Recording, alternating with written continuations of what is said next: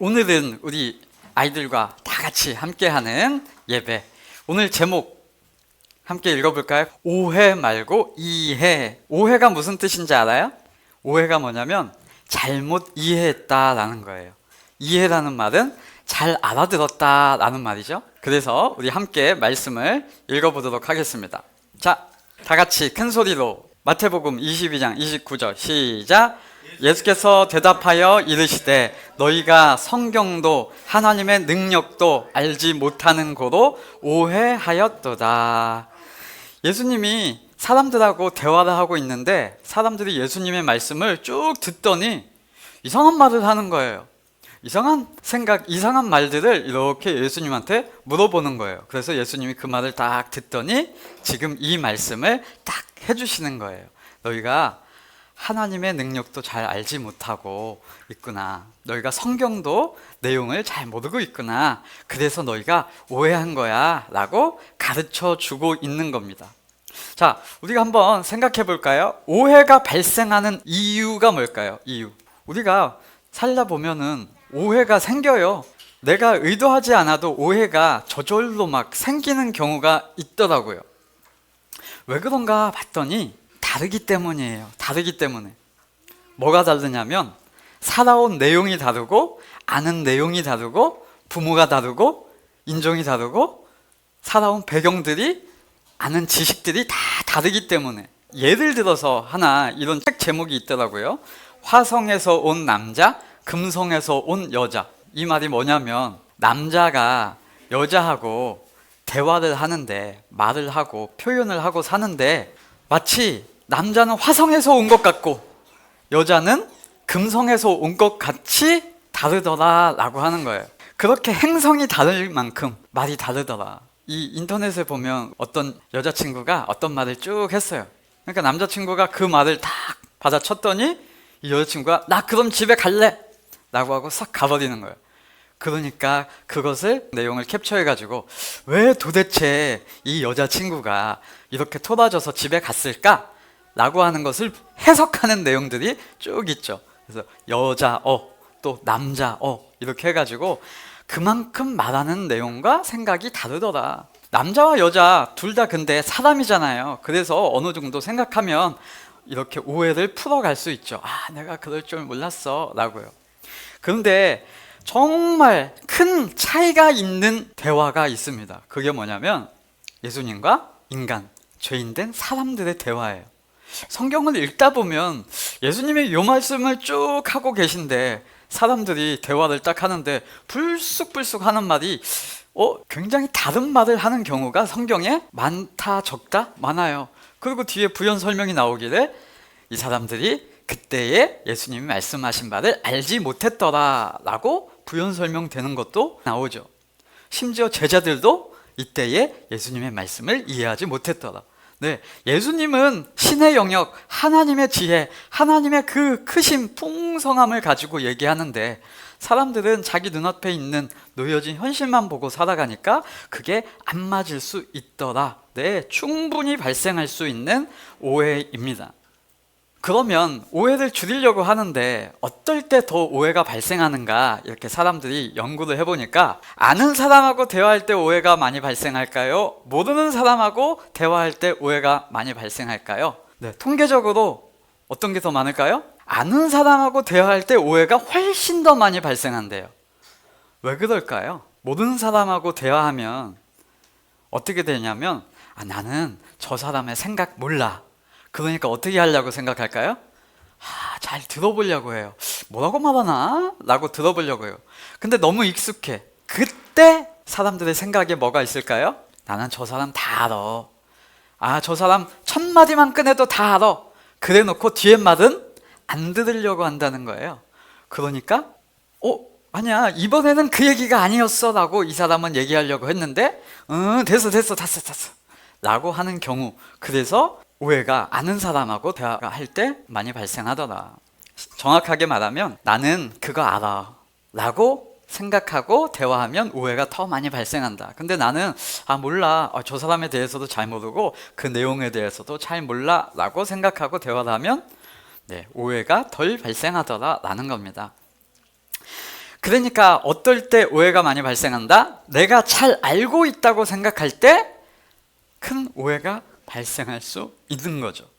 너 뭔 말할지 나 다 알아. 기독교 뭐를 얘기하는지 나 다 알아. 성경 나 다 알아. 이렇게 하려고 그러지? 다 알아. 목사님들이 설교할 때도 목사님 그래 교회 좀 봉사하라고? 다 알아. 목사님 뭐 하자고? 다 알아. 아니요. 그렇게 하면 오해가 발생할 가능성이 너무 많다라는 겁니다. 그러면 안다고 생각하니까 관심도 없어지고 질문도 생기지 않더라. 그러면 오해의 지름길이죠. 웬걸?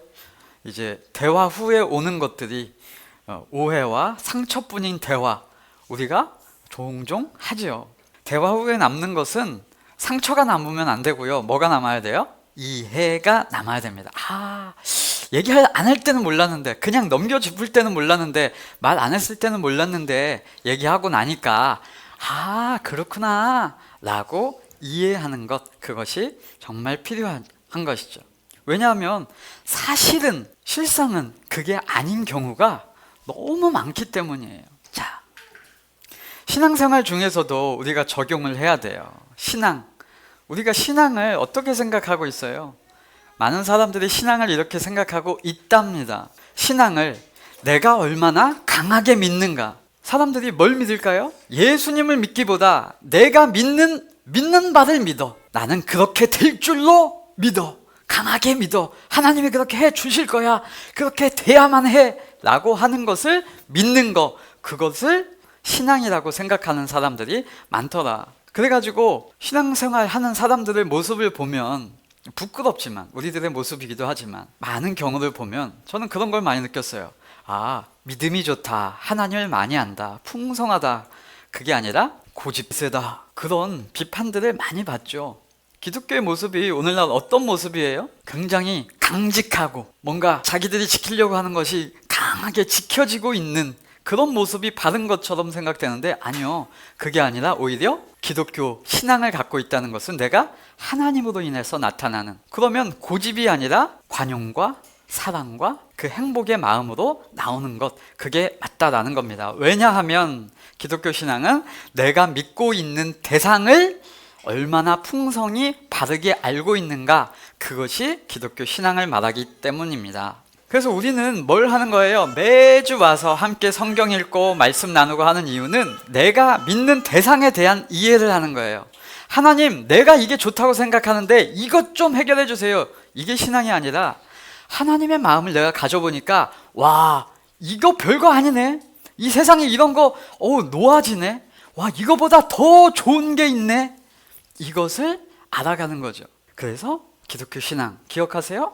내가 믿는 대상, 뭘 믿는가, 그것을 이해해야 한다라는 겁니다. 성경에도 이렇게 나와요. 사도 바울이 사람들에 대해서 이렇게 얘기했어요. 제가 그들을 봅니다. 증언합니다. 그들은 하나님을 섬기는데 열성이 있었습니다. 와, 세상 어디다 내놔도 비교할 수 없을 만큼 불타올라 방방 뛰고 열정적이야. 와, 뭐 일 하나 하자 하면은 그냥 끝내주게 열정적으로 하나님을 위해서 해. 그런데 문제가 있어요. 그게 뭐예요? 그러나 그 열성은 올바른 지식에서 생긴 것이 아니다 라고 하는 거예요. 우리 이걸 늘 점검해 봐야 돼요. 내가 어떤 것에 대해서 꽂혔어. 내가 그 하나님에 대해서 열정을 다해서 내가 신앙생활 할 거야. 그런데 그게 바른 믿음, 바른 지식, 하나님을 올바르게 아는 것에서 생겨난 마음인가, 그것을 늘 체크해 봐야 되죠. 신앙은 마이웨이, 내 방식대로 하는 게 아니에요. 예전에 예를 들었죠. 어떤 타 종교에 굉장히 심취되어 있던 분이 있었어요. 근데 그분이 예수님을 만난 거예요. 예수님의 은혜를 받고 내가 이렇게 살아가는 것이 아니구나 하고 교회에 이제 딱 왔어요. 교회에 와서 이제 열정적으로 그 타종교회에서 했던 내용대로 교회에서도 열심히 했답니다. 새벽 정한수를 떠다 놓고 계속 막 이렇게 십자가 앞에서 이제 손을 막 이렇게 돌리면서 이렇게 막 절을 막 3,000번을 하면서 간절함을 막 토로하면서 하나님께 이쁨 받으려고 그런 것을 했는데, 옆에서 목사님이 딱 보시면서 성도님, 그런 방식으로 하나님은 자신을 섬기라고 얘기하지 않았습니다. 네, 그렇게 하지 않으셔도 돼요 라고 가르쳐 주셨대요. 그래서 내 방식대로 내가 좋은 것을 하나님께도 하면 하나님 좋을 거지 라고 생각하는 그 개념이 아니어야 돼요.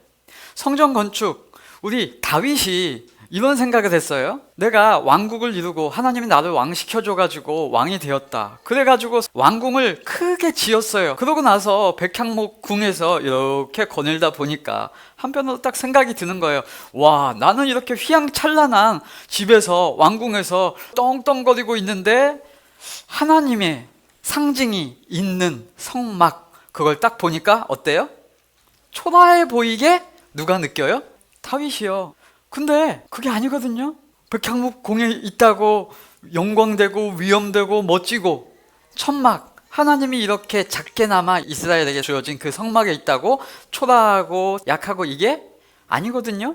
근데 다윗의 생각으로는 그러면 안 되겠다. 내가 황금으로 휘황찬란하게 하나님의 집을 지어 드릴게요 라고 하나님께 얘기를 하니까 하나님이 뭐라고 하세요? 내가 언제 너희 지파들 중에 내 집을 지어달라고 했냐? 나는 이스라엘 백성 중에 거한다 라고 하셔요. 하나님은 자기 집 지어준다고 높아지고 집이 조그마하고 약한 그런 너의 죄적 개념이 아니야 라고 하나님은 가르쳐 주는 거예요. 그런 개념, 그런 인식으로 하나님을 섬기는 게 아니다. 어떤 것이 성전이고 어떤 것이 영광이 가득한 거예요? 하나님이 함께 하시는 곳. 그래서 신약에서는 성도 한 사람 한 사람이 다 하나님의 성전이다 라고 하는 거예요. 왜요? 내가 너희를 예수 그리스도의 피로 보혈로 깨끗게 했고 그 악한 죄의 권세에서 구원해냈어.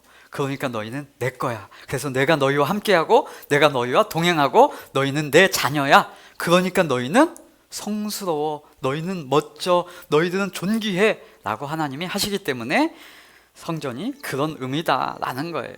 그래서 내 방식이 아니라 내 고집이 아니라 우리는 뭘 믿는 거예요? 하나님을 믿는 믿음이에요. 그런데 말이에요, 우리가 알던 것이 있죠. 우리가 성경을 알기 전에 내용들이 있고 하나님을 알기 전에 무수하게 문화적으로 체득되어 있던 내용들이 우리에겐 있어요. 내가 알고 있는 것이 딱 있단 말이에요. 내 선입견, 내 지식, 내 그 풍성한 것이 있단 말이에요. 그런데 하나님의 내용을 알고 보니까 내가 알던 거하고 대치가 되네. 이걸 하면 이게 아닌 것 같고 이걸 하면 이게 맞는데, 이런 지경에 놓여지는 거죠. 그러면 그때 우리가 뭘 해야 돼요? 더 정확한 것, 더 바른 것, 더 옳은 것, 더 좋은 것, 더 멋진 것을 선택하시기를 바라요. 네. 좋은 것을 선택해야죠. 어떤 사람이 어떤 섬에서 딱 태어났어요. 예입니다. 예. 어떤 섬에서 딱 태어났어요. 그 섬은 굉장히 좁았어요. 한 20, 30명이 이렇게 그냥 마을을 이루고 살았었어요. 평생을 살았어요. 그런데 어느 날 어떤 사람이 배를 타고 가다가 그 섬을 발견해서 여기 섬이 있었네요? 그런데 그 사람이 얘기하는 거예요. 세상은 이것보다 훨씬 더 넓어요. 저쪽에 대륙이 있고요, 저쪽에 아프리카가 있고요, 저쪽에 아메리카가 있고요, 저쪽에 아시아가 있고요, 저쪽에 유럽이 있어요. 북극도 있고 남극도 있어요. 엄청나게 세상은 넓어요. 근데 이 사람이 60년, 70년 평생을 이 안에서 살았단 말이에요. 그것을 듣고 좋은 것이 있구나. 한번 나도 그런 세상을 한번 보고 싶다 라고 하는 것을 선택하면 좋은데, 이 사람은 나는 여기서 계속 살았어, 나가면 죽을 거야, 그런 거 안 믿어 라고 하면 누구한테 손해고 누구한테 아까운 거예요? 누구한테 아쉬운 거예요? 그 사람에게 아까운 거죠. 그래서 우리는 좋은 것이 있다고 하면 좋은 것을 받아보고 그것을 택하는 겁니다. 그래서 신앙은 내 거 포기하세요가 아니에요. 좋은 것을 택하라 그겁니다. 그래서 신앙은 자유한 것이고요, 내가 선택하기에 기꺼이가 나오는 거예요. 하나님은 자유함을 주셨어요. 그래서 너희가 분별해봐, 너희가 헤아려 봐봐, 너희가 한번 생각해 봐봐. 예수 믿고 살아가는 것과 세상의 죄와 세상의 원리와 경쟁의 논리, 그 구조 속에서 살아가는 것과 무엇이 좋은지 너희 한번 분별해봐, 생각해봐. 하나님의 원리로 하나님의 나라 천국으로 나아가는 것과 그렇지 않은 삶, 힘들고 곤고한 그런 인식과 구조와 힘듦, 그걸 택하는 것, 죄를 택하는 것, 무엇이 좋은 건지 택하라라는 겁니다.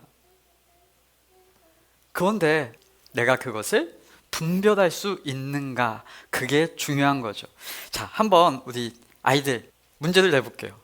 자, 극단적인 예입니다. 자, 여러분이 한 가지는 먹어야 돼. 배고파, 너무 배고파서 살아야 돼. 뭘 먹을래요? 카레맛 떡먹기를 할 거예요. 자, 떡맛 카레를 먹을 거예요. 네, 또 우리 고기 먹을 거예요. 네, 고기는 카레 안에 들어가 있어요. 자, 한번 극단적인 예지만 밑줄로 한번 쳐줘 볼게요. 똥맛인데 이거는 카레야. 맛은 어떤 맛이야? 똥맛이야. 근데 카레야. 그런데 밑에 거는 카레 맛이야. 맛있어. 근데 뭐예요? 대장균이 득실득실하고 질병에 가득한 똥이야. 분별해야 돼요. 그런데 세상은 이렇게 유혹하는 경우가 있더라 없더라? 어떤 이쁜, 너무 예뻐, 홀딱 반할 만큼 이쁜 여자가 다가왔어. 학생인데 또 잘못된 짓을 많이 해. 막 도둑질도 막 해. 그런데 한 가지, 이뻐. 그런 친구하고 여자친구를 사귈 건지, 아니면 이 아이는, 극단적이에요, 미안합니다, 생긴 거는 자율성이 너무 많아, 얼굴이. 그런데 정말 심성이 곱고 학생의 본분을 잘 지키고 살아가. 어떤 것을 선택할까? 네, 이건 극단적이지만 선택하라고 한다면 우리는 좋은 것을 분별하여서 선택해야 됩니다. 한 가지 또 해볼게요. 재밌으니까.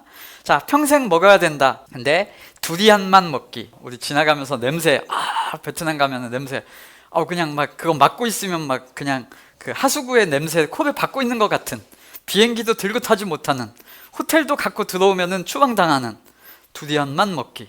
그런데 아이스크림만 먹기. 너무 맛있죠? 네, 어떤 걸 선택할래요? 난 아이스크림만 먹을래 라고 생각이 들 수 있는데 이 내용까지 알려주고 선택을 한번 해보세요. 자, 두리안의 효능. 두리안은 풍부한 영양분을 가져 열대 과일의 왕이라고 불리기도 합니다. 두리안에는 칼륨과 비타민 B, C, 식이섬유가 풍부합니다. 칼륨은 나트륨을 배출하며 부종을 예방하고 염증을 방지하는 효과가 있습니다. 또 비타민 B와 C 덕분에 체내 에너지를 생산하고 피로를 없애주는 효과가 있습니다. 두리안. 그런데 아이스크림을 먹는 순간 충치를 얘기할 수 있으며 당뇨병에 안 좋으며 골다공증을 유발하며 색소와 방부제는 너의 삶을 망칠 것이며 비만을 일으키는 내용, 합성 착향료들이 많이 들어있습니다. 네, 뭐 먹을 거예요? 커맞고 두리안 먹을 거예요. 네, 아주 지혜로운 생각이죠. 네, 이런 것을 분별할 수 있어야 되는데 우리는 겉에 것만 그냥 본단 말이죠. 알아야 분별할 수 있겠죠. 모르면 어떻게 돼요? 속는 겁니다. 속아. 겉모습에 속아. 정말 본질이 무엇인가? 성경은 무엇을 말하고 있고 하나님의 복음이 무엇인가? 그걸 바로 알아야 분별할 수 있다라는 거예요. 그래서 우리가 해야 하는 거, 매주마다 목사님이 먼저 준비하고 또 함께 나누고, 목사님도 전하면서 좋고 우리도 들으면서 함께 분별할 수 있는 거, 하나님의 말씀을 분별할 수 있도록 말씀을 읽고 하나님의 뜻을 배우기, 이걸 하는 거예요. 어린 아이들만 하냐? 아니요. 어른들도 하고요. 평생 70, 80 먹은 사람들도 계속 해 나가는 겁니다. 왜요? 하나님의 말씀을 알아야 분별할 수 있기 때문이에요. 성경에서는 이렇게 여러분에게 권면을 하고 있어요. 여러분은 이 세상을 본받지 마세요. 여러분, 하나님이 여러분을 너무나 위하시는 분이라니까요. 세상에 본받는 게 좋으라면 100번 할 거예요. 좀 세상 좀 본받아. 가서 세상하고 똑같이 해. 저거 파티할 때 저거 가서 해. 야, 저거 좋대. 저거 해. 이렇게 할 거예요. 그게 여러분에게 좋다면. 근데 좋지 않으니까 계속 얘기하는 거예요. 세상 본받지 마. 세상을 우리가 살아가지만 더 좋은 것이 있다는 것을 기억해. 그래서 어떻게 해요? 마음을 새롭게 하여 변화를 받으십시오. 이건 하나님이 해주시는 거예요. 그러면 여러분은 하나님이 선하시고 기뻐하시고 온전하신 뜻이 무엇인지를 분별할 수 있게 될 겁니다. 하나님의 말씀을 듣고 이해하고, 믿음은 들음에서 오니까 하나님의 말씀을 읽고 보고 듣는 거예요. 그러면 이제 분별이 돼요. 아, 저거 나에게 좋지 않아. 아, 저거 나한테 해로워. 저거 저렇게 하는 것이 나에게 좋겠지? 라고 분별되는 거죠. 그래서 예수님이 오셔서 예수님이 나에게 해주신 일은 이렇게 변화해, 너희가 좀 변화를 받아, 이게 아니라 변화를 받아 라는 말은 뭐예요? 내가 너에게 변화를 준다예요. 주니까 받죠. 하나님이 변화를 시켜주셨어요. 그럼 우리는 그 변화된 내용이 무엇인가를 알고, 와, 나는 이렇게 변화된 존재구나를 이해하고, 그래서 배워서 변화된 삶으로 살아가는 거예요. 변화하는 방법을 알려주신 것이 아니라 변화를 시켜주셨습니다. 자녀, 우리 자녀들이죠? 목사님도 자녀고요. 우리 다 누군가의 자녀입니다. 그러면 자녀된 입장에서 내가 자녀가 돼야지, 나를 자녀가 돼야지, 나는 자녀로 태어나야지 해가지고 태어난 사람 한 명도 없어요. 나는 우리 엄마 아빠가 나를 자녀로 태어나게 해달라고 요청한 적도 없어요. 그런데 내가 자녀로 만들어지고 태어났어요. 그러니까 이제 그때부터 그 아이는 뭘 해야 돼요? 내가 자녀된 존재가 뭔가, 내가 인간이 되었는데 인간으로 살아가는 삶이 어떤 삶으로 살아가는 것이 좋은가, 그것을 배우고 배워야 자녀된 삶을 멋지게 살죠. 인간된 삶을 멋지게 살죠.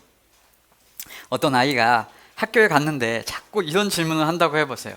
선생님, 저 학생 맞아요? 저 학생 맞아요? 그럼 선생님이 뭐라고 할까요? 맞아, 학생이니까 지금 선생님한테 질문하는 거야 라고 하는 거예요. 우리가 자꾸 이런 질문을 하면은 바보 같은 질문이에요. 내가 성도인가? 내가 하나님의 자녀인가? 아니요, 그건 내가 잘해서 된 게 아니니까 하나님이 선포하는 거예요. 당신은 하나님의 자녀다, 하나님의 성도다, 하나님의 거룩한 백성이다. 그럼 그 학생, 그 백성, 그 자녀는 뭘 하는 거예요? 내가 자녀로 살아가는 거, 어떻게 살아가는 것이 나에게 좋지? 내가 자녀, 하나님의 자녀로 살아갔는데 그 어떤 삶을 살아가는 것이 나에게 유익하지? 그걸 하라라는 겁니다. 예수님이 자녀 삼아 주셨으니 자녀된 삶을 살아가라. 왜요? 그것이 너에게 좋다. 그것입니다. 그래서 정리합니다. 하나님을 오해하지 말고 우리는 알아가는 것, 그것을 하자. 그래서 성경과 우리는 자꾸 대화하는 거예요. 하나님이 이때 이렇게 얘기하셨네. 아, 왜 이때 이렇게 얘기하셨을까? 네, 평상시에 우리가 하는 것처럼. 그래서 오해하지 않고 대화하고, 모르겠다 생각하면 어떻게 하면 돼요? 질문하는 거죠. 하나님, 왜 이때 이런 말씀을 하셨고 왜 이렇게 말씀하셨을까? 네, 대화하고 질문하고, 그러면 하나님을 오해하지 않고 그 선하신 의지 가운데 행복을 누리며 사는 것. 여러분이 행복하면 누가 제일 기뻐하실까요? 여러분을 제일 사랑하는 그 사람, 네, 하나님, 그분이 영광을 받으십니다. 우리는 성도이니까 하나님의 자녀다운 삶을 살아가자. 그것이 가능하다라는 겁니다. 오해 말고 이해하자라는 우리 내용을 나눴는데, 마지막으로 이 말씀을 함께 읽으면서 마치면 좋겠습니다. 우리 빨간 글씨 보이나요?